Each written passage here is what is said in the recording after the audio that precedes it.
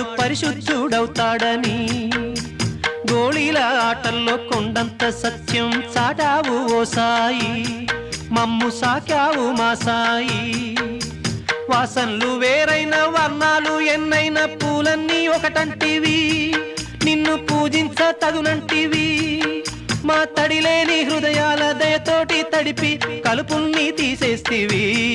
మాలో కలతల్ని మాపేస్తివి